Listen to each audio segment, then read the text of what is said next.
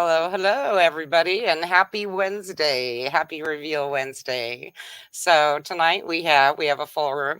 We have Christine over here, which was Maureen's captain this week, and below her is Maureen. I know she's really anxious to see what all you guys have done for her. And then below me we have Michael Lacopo, and he's going to be our upcoming guest for the week, which is really exciting. And It's so Lacapo, by the way. Oh, Lacapo. Yeah. See, now I always say something wrong, and I usually get that apology in there at the beginning. I'm good at hatcheting names and stuff sometimes when I do the reveals, but yeah, but I try. So I yeah, think we've and all learned a lot of pronunciation I think we this year. have. Yes, yes, we Yes. have. I know, and it was last week's. Unfortunately, it was right before I got really sick, and I realized that like half the time I was saying "Phil DeWa" wrong. After I got like done with the live cast. So, okay. So at any rate, now that we're through that, I'm going to go ahead and say something real quick about WikiTree for anybody that doesn't know who we are, and then we'll get to the good stuff. Now, WikiTree, of course, is a community of genealogists who are working together on a single family tree. So, in other words, we collaborate to grow an accurate global tree that connects us all, and it's free. The WikiTree Challenge is our year-long event and part of our Year of Accuracy, where each week a team of WikiTreeers takes on a genealogy stars tree and collaborates to make it more accurate and complete than it is anywhere else. So our goal is to improve our accuracy, add more family connections, and make more friends, which we've certainly done. Now, once again, this week we worked on the branches of Maureen Taylor, the photo detective, and so here is Christine to tell you what we have found. All right. Okay, so starting with George Edward Taylor, unfortunately, we didn't find we didn't break any brick walls on his line, but he was noted to be a commercial painter, and it was also a career that his sons, George and James, continued.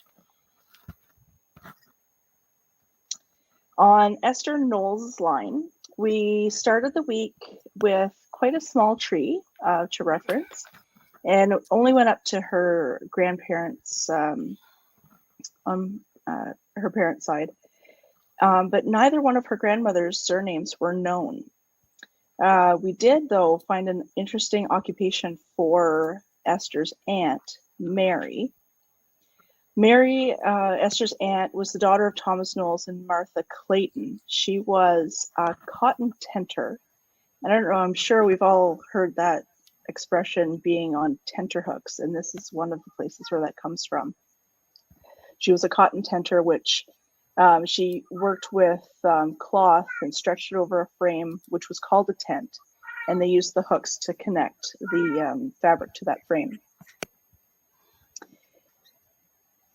On her line, we were able to find the surname of Mary, who is now a Shawcross, and we broke brick walls on both the Knowles and the Shawcross lines. So you have another generation of grandparents. Wow. On the Clayton line, Maria is now a Hallam, and all of those people you see within that orange box are new ancestors for you. Wow. Now, Samuel Clayton's brother, he had a brother named Joseph. He was your fourth great granduncle. He lived in Disley, England. He was attending the fair in May of 1813 when the special constable noticed that two men were pickpocketing. And Joseph was one of the unwitting victims of the pickpockets. The constable saw them, he arrested both of them, and they got sentenced to some hard labor. I think it was a year of hard labor for their efforts. Also on Esther's line, Hannah is now a Tomlinson. She is the daughter of William Tomlinson and Mary Harrison of Lancashire, England. And those are new ancestors for you as well on that line. And then we move to Harry Wilson's line. Nothing new, unfortunately, on James Wilson. I know that was one of the brick walls that you really wanted broken. Unfortunately, nothing was easily found there, so that brick wall remains. But looking at the Macomber lines, we knew up to Elijah and Madable Johnson. Also on this line was a will for Joshua Macomber, who was your fourth great grandfather. Now, he died actually without a will, and his widow declined to administrate the estate. So William Nelson took over. Even though he didn't have a will, his estate file ended up being 36 pages long and included an inventory like the fresh meadow on Black Brook and the right pew at the Reverend's meeting house. Cool. And different things like that. Yeah, I found it interesting that they put livestock as two separate words. Right. Instead of livestock. I also noticed that they differentiated between the kinds of hay, like English hay, Yes. and the fresh hay. And I one's did better have than to the other. ask somebody what the difference was. I did not know. Oh, I have okay. been informed. So on Harry's line, there. So through the Macombers, now we have some more ancestors. So from William, you can see how your tree just widens out on that line.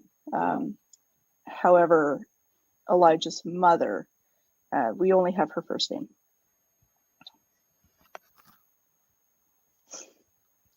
In these Macomers here, this was Simeon, and who was married to Nancy Robinson.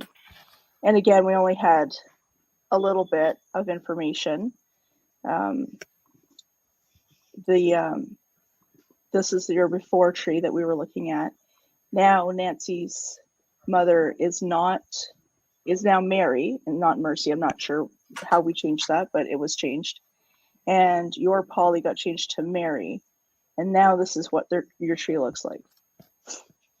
So from Zephaniah Robinson, all of your lines here go out to the 1600s. Wow. Yeah. Nancy has been a brick wall for a long time because she was born on Nashan Island, which is just privately owned now. So I had a really hard time with that one. So this is amazing. Right. Yeah, some of your lines really exploded.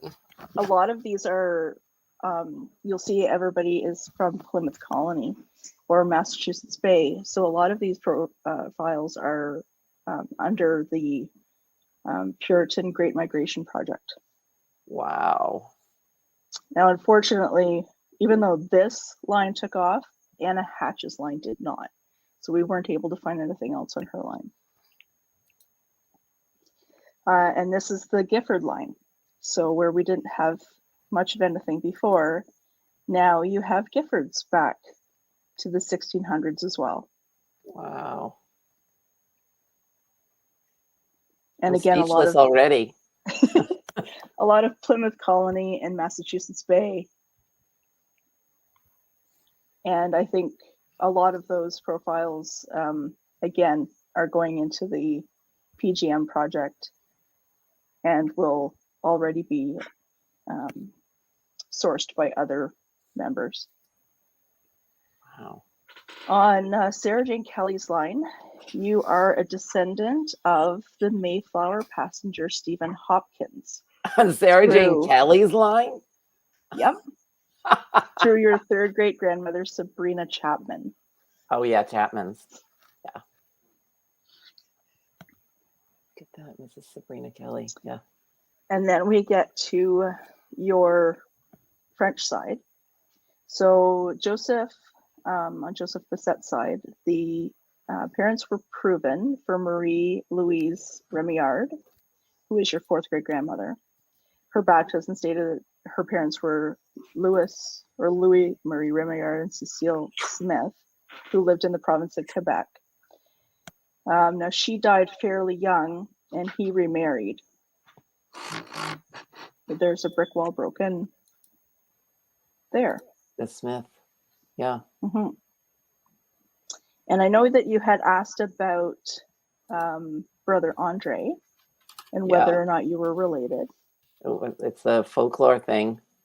You are. So my great aunt was right.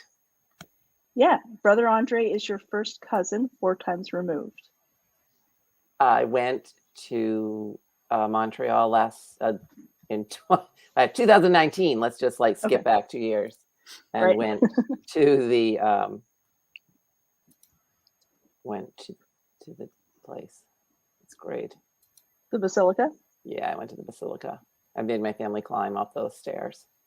Right. That's very cool. So he was the grandson of Joseph Bassett and Angelique St. George, which is your common ancestors. And then on Joseph's line, and I was looking at these lines, there's so many Joseph Bassetts. But this is what we had started with, was all of on Joseph Basset's line with Francois and Geneviève Giard. Now, Genevieve's surname was changed to Girard with an R in the middle. And now this is what the Bassett line looks like, going back through to the 1600s. Mm-hmm. A lot of these you've seen. Those places in France. Wow. Wow, look at all that. Yeah. There's a lot, and there's going to be a lot for you to go through and read up on. There's a lot of new people in your tree. When we get to Edmure Bourgeois, there was a lot of growth on the Bourgeois line. Your second great grandfather Julian, more than 200 new direct ancestors have been connected, including Pierre Crosnier, the father of Martine Crosnier, a fille du roi. Wow, look at all of that. I mean, it goes back a long way. Yeah, those ones in all France. stretch back really far, really far. Long to way in existing France. profiles. And that's what everybody loves about researching in Quebec, because it's so easy and everybody is named as long as you can read the French. The records are all there. Yeah. This photo in the bottom corner is Fontaine-le-Bourg, which is where Pierre Crosnier was born, somewhere between 1615 and 1620. Wow. Look at that. That's pretty amazing. Mm-hmm. 200 more. That'll keep me busy. Yeah. I need a vacation just to go through the 200. Also on Edmure's line, we had a lot of help from Giselle Cormier, who is our Acadians project co-leader. She discovered this Marie Leblanc, who is her 6th great-grandmother and the wife of Germaine Cormier. Now, they were caught up in the deportation of Acadians from what is now the Maritime Provinces of Canada. So between 1755 and 1764, the British came in and decided that all the Acadians needed to move on and be somewhere else, and they deported a lot of them. Marie managed to escape and fled to Quebec in 1757. Her son, however, Francois, had been already deported to Georgia in 1755 without his family. He was married to Madeleine, and they had already 5 children. And Madeleine fled with Marie towards Quebec. Now, unfortunately, when they got there, there was a huge smallpox epidemic. And Marie, along with 4 of Francois and Madeleine's children, died shortly after arriving in Quebec. And then Francois tried to get back up to Canada, but he died somewhere around 1760 in New York. Wow. Yeah, Melanie's right. I need a sabbatical. I have that terrible boss, I got to give myself, I need a sabbatical. I have to apply for it. And then we get to the McDuffs. Yeah. Angelique Laforme now has parents and more ancestors. Marie-Louise is now a Prue, and another generation has been added. And if you look on the side, everywhere where you see these little blue and red arrows, that's another generation of profiles to click on and go farther back. Wow.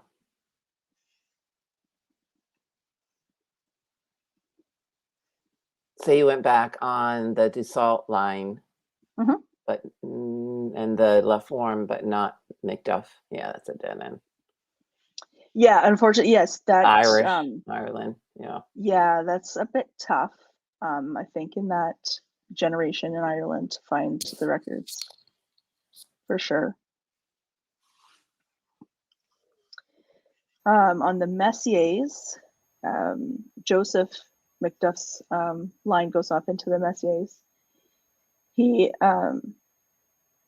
Joseph Messier de Saint-François was born about 1802 in Verchères.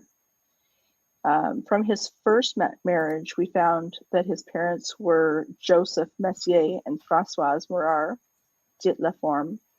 They had 8 children, Joseph and his first wife, and then he was remarried and had no children with his second wife. But again, everybody within that orange box are new ancestors for you. Wow. So one of those little messages popped up and said that they had found a brother of Charles McDuff. Oh, okay. That's I didn't very see cool. That. There's still, everybody works up right up to the end, and I can only keep up for so much. Yeah, and the other thing that you'll find definitely looking through a Maureen, which I'm sure you've heard us say before, is notes. We try and keep our research logs right on the profile. So for those lines that we're stuck on, or you were stuck on and we couldn't take the brick wall down, it may still have clues that'll help you solve it, hopefully, in the future. Yeah. Well, brother of Charles McDuff is a good thing. This is a map of the migration of the McDuffs. So they came from, as you know, Ireland. Limerick. From Limerick, yeah. And then you can see the 3 stars over here where they settled and married. Migration map. Little migration map there. Yep. Fall River. Yep. It's very cool. And then we get to Melvina Milot's line. The brick walls were broken for Ignace Guillon and Marie-Joseph Gertin, as well as Abner Wolcott and Catherine Griffin. So you can see that they all have new parents. And again, on Marie Guillon's line, they goes back another generation and more, and into the before 1700 there. And on the wall, and Abner, yeah. And Abner has a father, and he is John Wolcott the 5th. So there's 4 more Wolcotts before him. And I haven't looked at the sourcing on that. And I think those are profiles that have been done by other people before. And then it says John Wolcott, the final one there, and then his wife, either Native American or captive white adoptee. Yeah, and again, I didn't look at the sourcing on that, but that's definitely something that you could look at and see if there's anything, see where that came from, and see if there's anything else that can be added to it. Well, that's really interesting because that's the family rumor, is that line from Milot's. So oh, okay. I'll definitely have to look at that. Right. Yeah. Wow. How that all came about.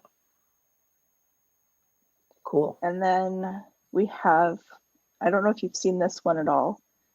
This is the 4 generations of the Milot family. I didn't see it in the Pawtucket Times. So they had a bit of a reunion here in Ontario, and I'm in Darlington, it looks like. Yeah. And there's a lovely article about all the family and who had what children and all the generations that are still alive, the children that are still alive. So I thought, I love these old articles that have the genealogy built right into it. It's fantastic. I've seen the picture, but somehow missed the article. Cool. That's very cool. So all of that is attached to Napoleon's profile. So you can see that from there, and it's a better copy than what's on the slide. Okay. And when we're doing our challenges, we always do space pages. I think we might have gotten out of hand with the space pages this week. These are all the space pages that were done looking for Claytons. And they still didn't find everybody that they were looking for, I don't think. But you can click on all of these and see the wills or who they're for, and see if you can put the pieces of the puzzle together. No. Greg wants to know if Pawtucket's near Nantucket. Not quite. You have to take a boat. And then you were talking about Cousin Claire. Yep. And there's how you are related. It's very cool. Pedigrees. And we can do this with our relationship finder.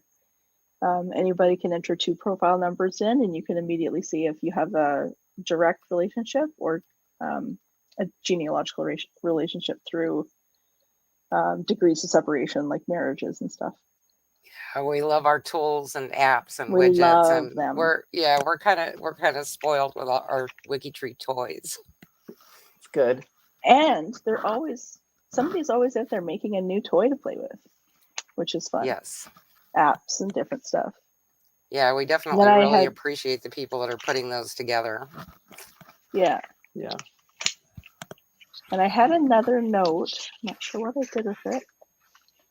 You're also related through the Guion line to Camilla, the Duchess of Cornwall. No way. You're 8th cousins with her. That's pretty funny. That's very funny because my daughter went to a British school for a while, and all the moms would sit around and talk about how many degrees they were from the crown. Right. And I could just sit there and do it now, I guess. Yeah. Well, so the French line for sure, but the other lines. It was very funny. Who knew? Who would have known? There you go. We know now. We know now. Yeah. Thank you so much. Well, we're going to go ahead and show you here just a little bit about the progress that Christine and the team made this week. Now, this is the brick wall chart that we start out with using as reference. So, of course, for anybody that's not used to the fan charts, all of the yellow spots is where that first ancestor slot was open, what we call the brick wall ancestor. And then everything beyond it, it is just open. We cake, icing on the cake, we hope to get those filled out too. But all the little bees you see, you can kind of see in the pop out on the upper right. That's where we've marked that we broke down brick walls. So maybe not necessarily brick walls that you were stuck on or couldn't solve, but of course, there's only so many hours in a day, and we never get to all those lines. So it may just been somebody you hadn't had time to go back and research yet. So all of that was open. And then here is where you're going to see what we really did. And of course, you're going to see which side of the tree exploded just a little bit more than the other one. And Maureen, this is your final fan chart now on WikiTree. So Dad's side is... Let me guess. The pink is the French-Canadian line. Yeah. Dad's side has got some kind of full areas there, and Mom's is almost completely filled in, and that's 9 generations. So I probably could have pulled a 10 generation on her easily. And yeah. Well, I just want to thank everyone so much. This is great. It's just wonderful to have another set of eyes, like literally a set of eyes, look at, your tree and see if, somebody can find something that you haven't, because we all need that. So I just want to thank WikiTree and everyone who worked on the tree so much for all of their help. I got a lot of work to do now. Yeah, it takes a while to get through it all. It really does, honestly. But we'll send you all kinds of goodies after you're done on here. Yeah, I mean, when you say you go back 200 more spots, is that how far back did that go? There were a lot of those that were early 15th century, 16th century. So yeah, you start getting back to where it's all nobility. You're not related to one royal line. They're just, if they're on there and people know about them, it's because they were notable.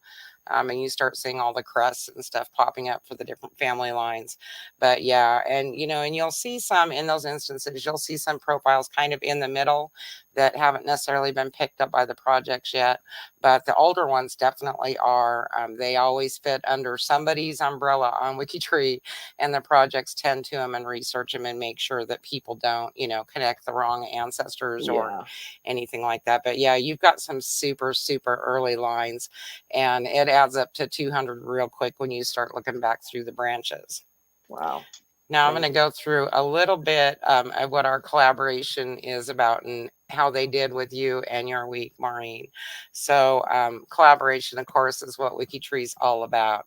And one of the ways we collaborate during the challenges, we use a spreadsheet, like you can see on the left. And that way when you get 25 or 35 and you actually were more than 30 people working on your week, people working at one time and around the clock, it's real easy to step on somebody's work or to feel like you wasted time if you aren't doing this and putting down the profile you're working on and somebody else has already done all the research.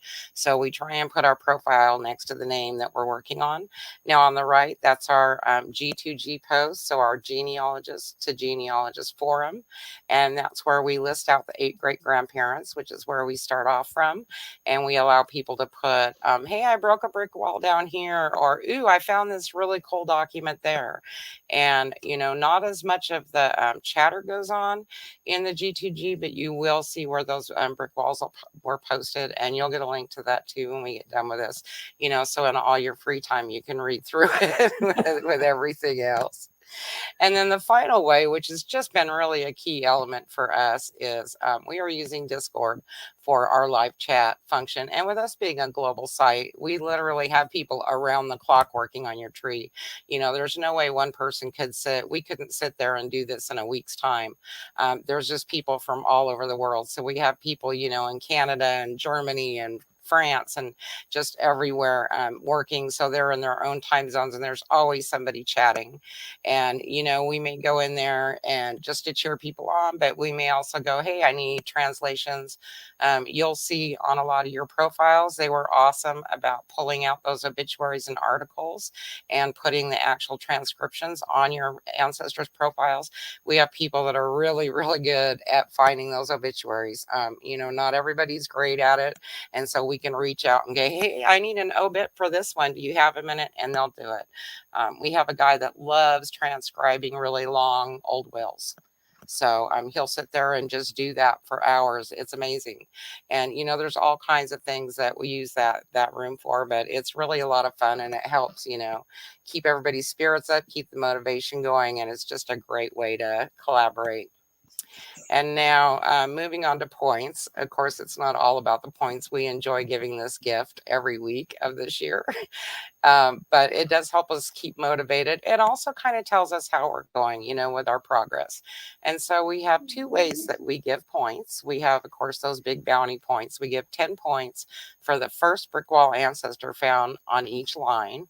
And then we give individual points for what we call the nuclear relatives. And so anything within one step of the ancestor, sibling, or child.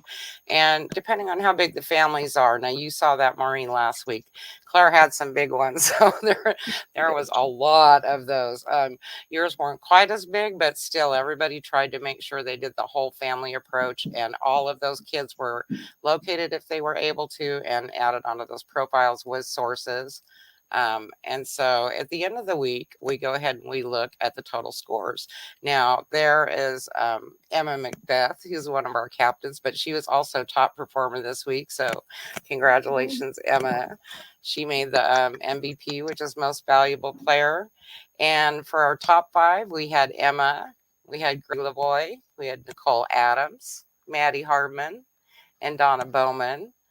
All did a really great job. And then I'm going to go ahead and put it on the score sheet so that you can see what the rest of this is about. Now, this is our score sheet that we get to look off of during the week. And of course, you'll see Emma up there. And so this way you can see some of the different things we track. And first number there is total points. Now, not everything that we do gets points. So say you're working on one of those space pages Christine was talking about, you don't get any points for that. If you get down in a rabbit hole, which we do sometimes, and you're adding the husband and the kids and then his, cousin or whatever, trying to track down names in a will or whatever and figure out how they're connected, you don't get points for that, but we like to do it. It helps the research. And so the 764 is just reflecting the points that they got for creating ancestors, creating those nuclear relatives, or for those bounty points. Now, direct ancestors, there were 82 direct ancestors. You have a lot more than that, of course, because we connected to existing lines. So once we built out far enough back that we could connect to an existing line, that's how you end up with those hundreds and hundreds of people. For the created relatives, the nuclear family, 422. So that's a lot. That's a lot of profiles that got made in 1 week. Wow. And then here, of course, were your bounty points. So we officially took down 26 of what we consider brick walls for a total of 260 points. Yay. You guys are so awesome. They do such a great job with this. Every week they amaze me. Now, profiles edited, there were 915 unique profiles edited in 1 week's time, which is just crazy. And then if you look at the edits themselves, so every time we go into a profile, and this is just for the profiles, and we add a date or we add a source or we fix something and we hit save, that's an edit. And that's one of our contributions. Our system counts that. There were 2,920 edits done just on your profiles of the ones that counted. So those direct ones and whatnot. Really amazing job. Just really amazing. So did we meet your expectations for? Yes, you did. Yes, way beyond. Way beyond. I think some of the brick walls I have are brick walls and they're never coming down. So I wasn't really sure you were going to break those because I've chipped away at them so many times. But he really extended my tree on the French Canadian line further than I had done. So thank you so much for that. And all the other stuff you found too. That newspaper article with the 13 children and the family reunion. I never saw that. And my mom is still with us and she's coming over for Thanksgiving, and I'm going to print out a lot of this stuff and show her. She's going to be really amazed. Oh, that is amazing. That's great. She's going to love it. So thank you all very, very, very much. Definitely our pleasure, Maureen. Oh. And now, Michael, it's your turn. Michael, he says, "Ooh, yeah, bring it on." Yeah, let's see what you got here. Okay, and I'll leave you now so you can be the center of attention. Thank you for joining us, Pat, Maureen. Mindy, I don't know if you saw Pat. Oh, she's gone. Pat had a question. She wanted to know if we have to bow down now to Maureen. Yes, we do. I had missed that question. Sorry. It was through the Facebook post. Oh, it didn't pop up for me. Okay, so we're going to go on to Michael's. And for a little bit of information for anybody that doesn't know, he began his genealogical research in 1980. So been doing it for a while. He's had his work published for the first time in 1985 and has had plenty more after that. He's appeared in USA Today, lectures internationally. He's experienced in Mennonite families, Pennsylvania Germans, Mid-Atlantic research, genetic genealogy, and more. So a really nice, diverse experience field there. He can read German script and has a particular interest in immigrant ancestry, and is a retired small animal veterinarian. So that's great that you get to focus on your passion there now. Well, I might have to change that in my bio, because I'm back to practicing medicine. For some reason, the need for veterinarians went really high during the pandemic, so I'm back to work. So I'm working at both my passions right now. I'm just really, really tired. Yeah, definitely no hours in the day for you, right? No free time. So what actually got you interested in genealogy? Well, it's funny because I tell people I started researching in 1980, but even before that, my mother was raised an only child, and my father's family is kind of crazy. So there was not a lot of big holidays with cousins and whatnot. So every time we had events with my mother's family, it was all with great aunts and great aunts. And so I loved these stories of these like 80 and 90-year-old women when I was a kid. So I'd go home and ask my mother, like, how is she my great aunt? And so I'd make these little charts and trees. So it just was innate. It's like I've been doing it since I was like 8 years old. So and it just blossomed from there. Oh, that's great. So if you had to pick one, who is your favorite ancestor? Oh man, I don't know. That's a tough one. Obviously, I love my Pennsylvania Germans. I mean, I was born and raised in northern Indiana, but when I go back to Pennsylvania, it's just, genealogists get this, but it's like you just feel at home. It just feels like you should be there. So I love my Pennsylvania Germans. So I can't think if I can pull one of them off my tree right now, but I'd gravitate towards them. Now, what kind of interesting stories have you found in your time researching your family? Well, my dad's, so the Italian side of the family is full of murderers and attempted murderers. And so there's a lot of prison time and dead people there. But I don't know, I do have a lot of black sheep in my family. I give a lecture I give various lectures on courthouse research and talk about the records people aren't finding. And I said, you need to look at criminal records, because what we consider criminal today was not necessarily what we think of before. And I tell people, it's like, you may not think your ancestors are murderers, but if you're my ancestors, you usually are. So it's like those black sheep relatives, they leave great records. So I know, and I like to say, they either sometimes had to be notable or naughty, or they didn't show up. But hey, one way or the other, they left a record because of it. Yep. One of our Italians is putting a bag over his head, I think, right now. What's that? Chris Ferriello is in the chat, and he's one of our Italian experts, and he's not impressed, I don't think. Yeah, unfortunately, my Italian ancestors do follow the stereotypical. They weren't crime bosses. They were just they had tempers. So well, we should find lots of newspaper articles then. That'll be fantastic. Yeah, that'll be fun. Now, you have to be creative. If you're looking for a newspaper, you got to be creative on spelling Lacopo. So that's that kind of leads you. It leads you astray, because even with the OCR recognition, the A's and O's are hard to differentiate. So I'll see what you can find. Yeah, that's no, Chris. If they are, we aren't going to say yes. That's why we have our experts on finding things in the newspaper, though. They just have those ways of looking for everything that some of us can't find anything. Yeah, you really do sometimes. Mm-hmm. Now, when did you first hear about WikiTree?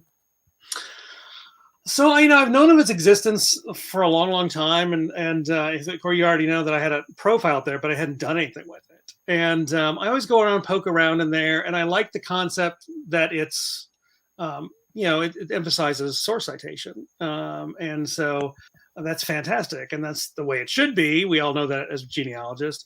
So I've dabbled in it and played with it and kind of, looked at various profiles, but I really haven't jumped into it. So this is my deep dive. Well, this will be a lot of fun. We'll get to spread your branches out on WikiTree. It'll be great. Now, what would you consider your most difficult brick walls at the moment?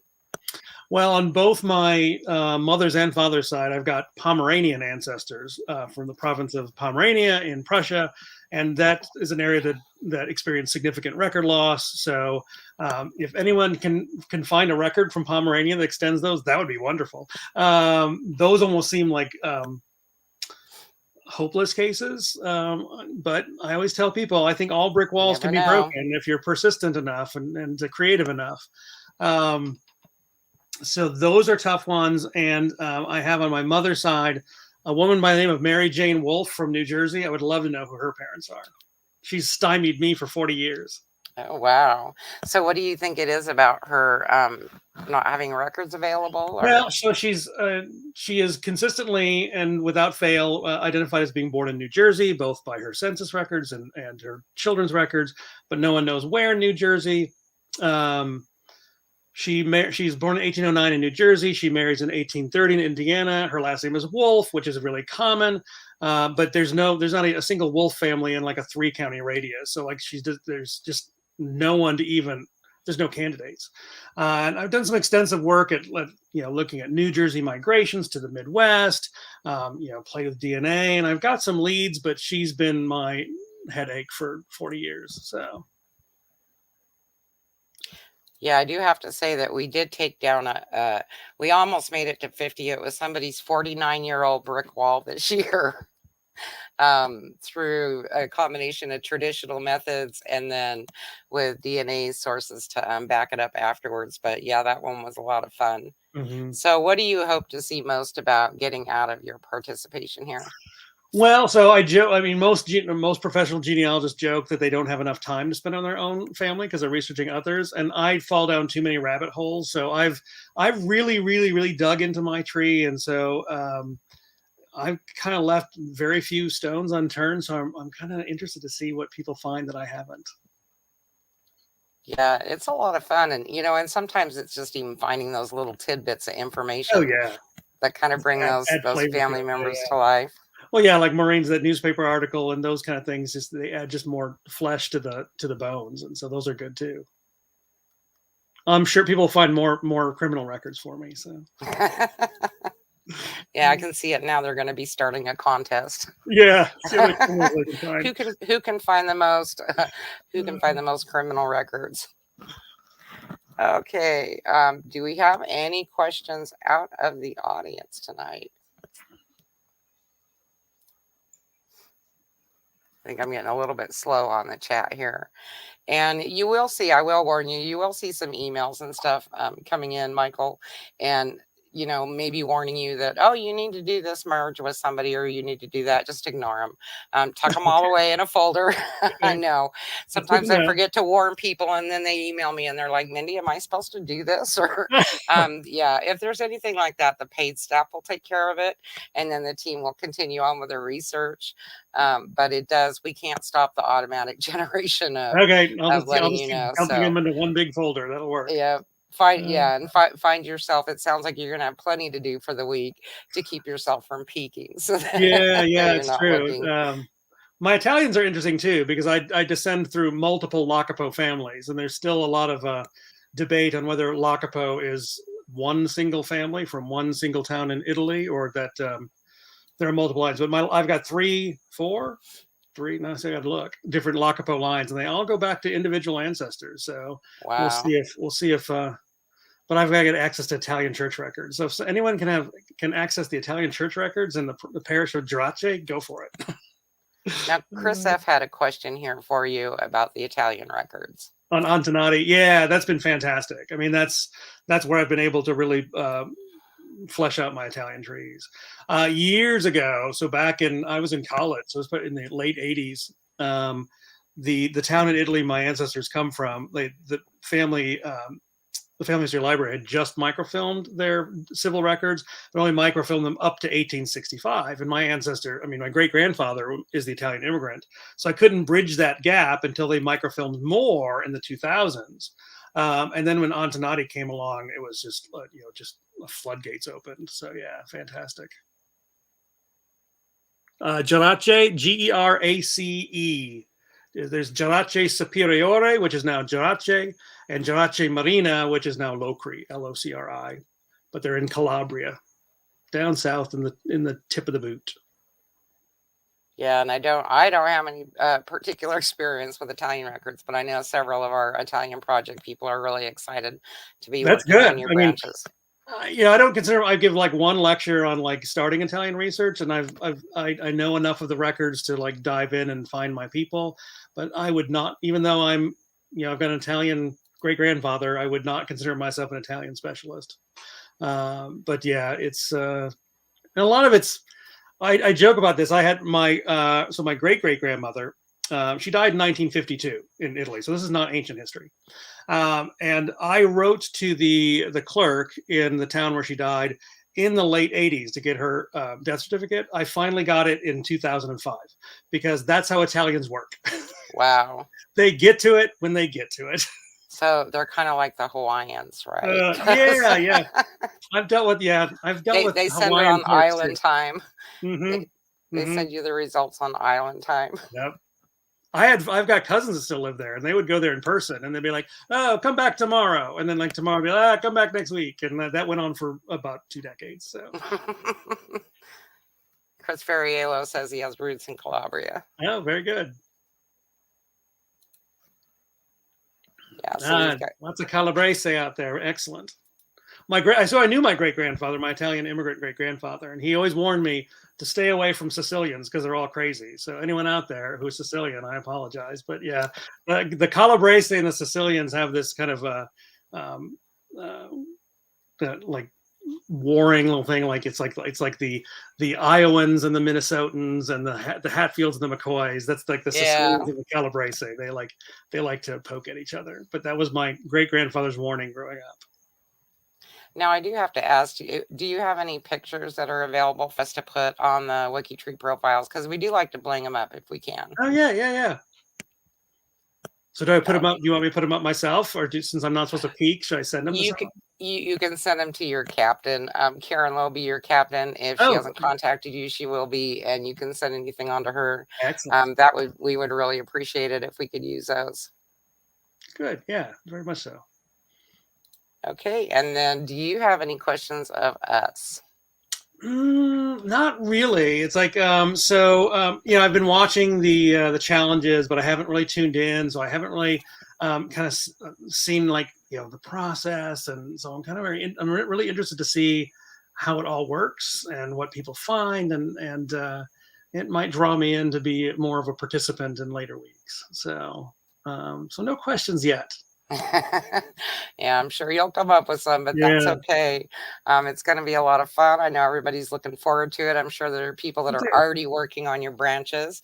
Now, next week when we come back, you guys make sure you tune in, same day, same time, Wednesday, 8 p.m. Eastern for the United States, and we will be doing Michael's reveal, and then we will be introducing Mary Roddy of the Applied Genealogy Institute. So you'll get to find out where her ancestors are from. And Chris is still making comments. And I want to thank everybody for showing up tonight. And thank you ahead of time for everybody that's going to be working on Michael's tree, because I know you're going to do just a fantastic job and find all kinds of great stuff for him. I'm looking forward to it. Yes, it's going to be great. And we'll leave it there. Have a great night, everyone.